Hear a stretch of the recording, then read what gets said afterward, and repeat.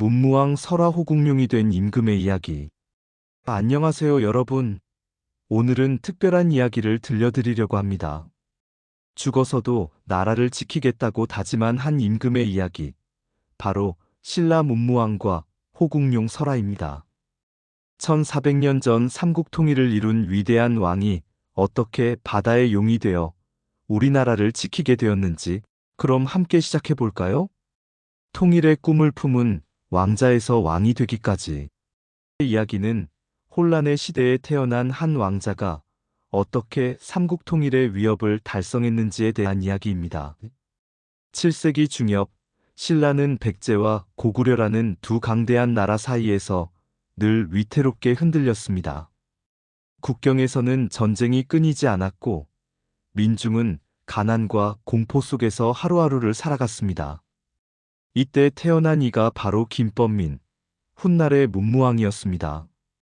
아버지는 태종무열왕 김춘추, 어머니는 문명왕후였으니 그의 핏줄에는 이미 삼국을 통일하려는 의지가 흐르고 있었습니다.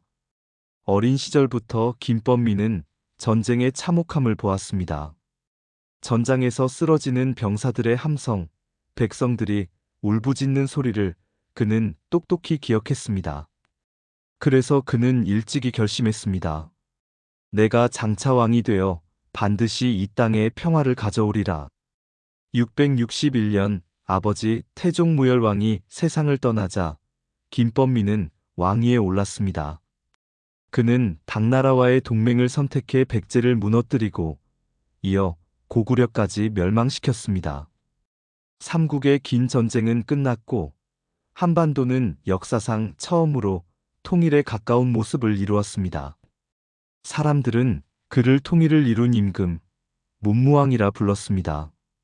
문으로 백성을 다스리고 무로 나라를 지킨다는 뜻이었습니다. 그러나 평화는 길지 않았습니다. 당나라가 신라를 삼키려는 야심을 드러냈기 때문입니다.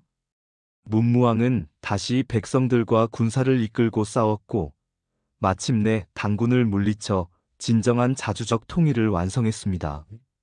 이렇게 문무왕은 삼국 통일이라는 위대한 업적을 이루어냈습니다. 하지만 그의 진정한 전설은 이제 시작일 뿐입니다. 문무왕은 오랜 세월 전쟁 속에서 몸과 마음이 지쳤습니다. 나이 50을 넘기자 병이 깊어졌고 자신이 오래 살지 못하리라는 것을 직감했습니다. 그는 신하들과 아들 신문왕을 불러 마지막 유언을 남겼습니다. 나는 죽은 뒤 산에 묻히기를 바라지 않습니다. 내 육신을 화장하여 동해 깊은 곳에 안치하십시오. 내 영혼은 용이 되어 바다를 지키며 외적이 침범하려 할 때마다 파도를 일으켜 신라를 보호하리라. 이 유언은 신하들과 백성들에게 큰 충격을 주었습니다. 임금이 산이나 능에 묻히지 않고 파도 거센 바다에 잠든다는 것은 전례 없는 일이었습니다. 그러나 모두가 알았습니다. 그것이 문무왕다운 결심이라는 것을.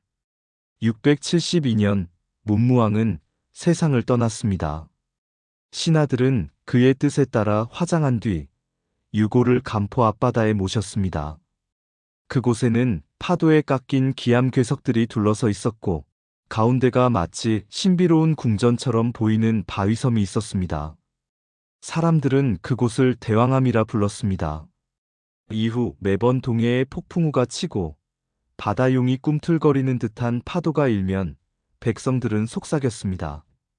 저것은 호국 대령이 된 문무왕께서 우리를 지키시는 증거다. 문무왕은 이렇게 죽어서도 바다에서 나라를 지키는 용이 되었습니다. 그런데 이 이야기는 여기서 끝나지 않습니다.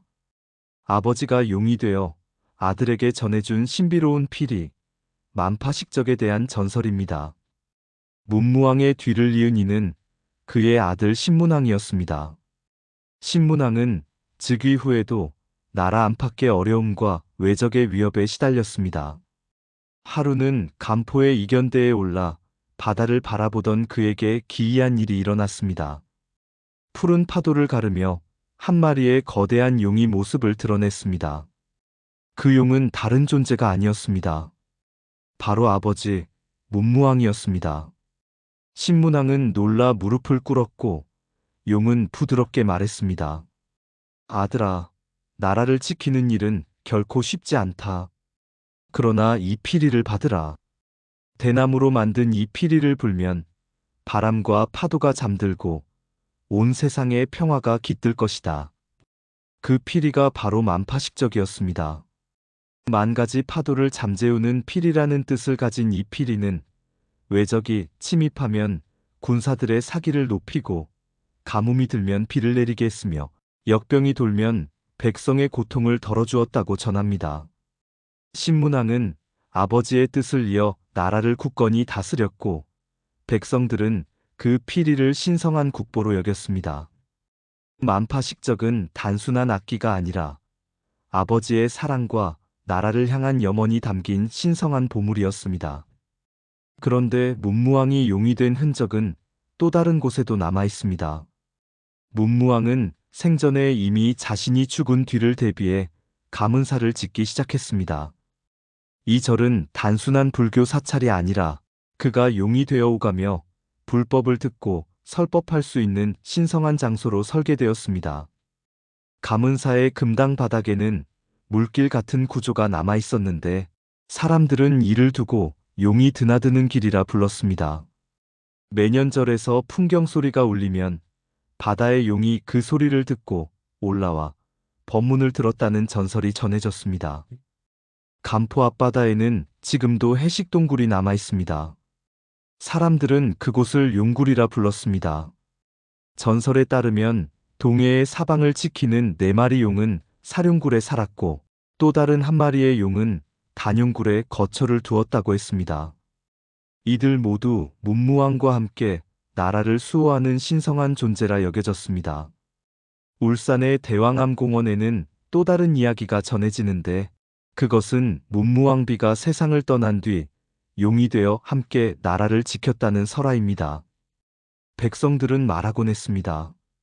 왕과 왕비 두 분이 함께 용이 되어 동해와 남해를 지켜주신다.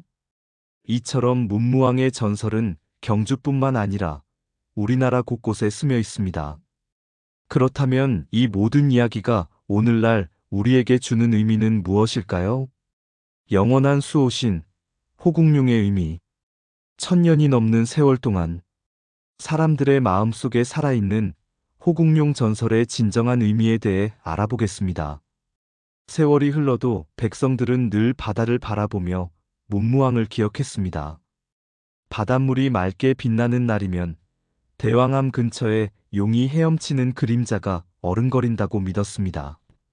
농부는 씨앗을 뿌리며 기도했습니다. 대왕이시여, 올해도 우리를 지켜주소서. 어부는 그물을 던지며 외쳤습니다. 호국룡이시여, 풍랑을 잠재워 주소서. 아이들은 바닷가에서 파도가 부서질 때마다 두 손을 모아 속삭였습니다. 저기 계신 대왕 할아버지가 우리를 보고 계셔. 문무왕의 설화는 단순한 전설이 아닙니다. 그것은 전쟁의 시대를 살았던 임금의 결단과 죽어서까지 백성을 지키려 했던 깊은 마음을 보여줍니다. 삼국사기와 삼국유사에 기록된 사실은 짧지만 민중의 기억 속에서 그 이야기는 더욱 풍부해졌습니다. 대왕암, 가문사, 이견대, 용굴 등 경주와 울산 곳곳에 남은 지명과 유적은 모두 이 전설의 흔적입니다. 사람들은 이 설화를 통해 지도자의 헌신, 나라를 위한 희생, 그리고 백성을 향한 사랑을 배웠습니다. 그리고 오늘날에도 바닷가를 찾는 이들은 대왕암을 바라보며 마음속으로 다짐합니다. 나라를 위하는 마음은 결코 사라지지 않습니다. 호국룡은 여전히 저 바다를 지키고 계십니다. 여러분, 오늘 문무왕의 호국룡 설화 여행은 어떠셨나요? 1400년 전 한 임금의 나라 사랑이 오늘날까지 우리 마음에 전해지는 이야기였습니다. 혹시 기회가 되신다면 경주나 울산의 대왕암을 직접 찾아가 보시기 바랍니다. 그곳에서 여러분도 호국룡의 기운을 느끼실 수 있을 것입니다. 지금까지 신라 문무왕과 호국룡 설화를 함께 하셨습니다. 이 이야기는 역사 기록과 전해 내려오는 설화를 바탕으로 새롭게 창작 구성한 콘텐츠입니다. 저작권 침해의 우려가 없는 창작물로 오직 여러분께 감동과 깨달음을 전하기 위해 제작되었습니다. 오늘도 함께 해주셔서 감사합니다. 구독과 좋아요는 큰 힘이 됩니다.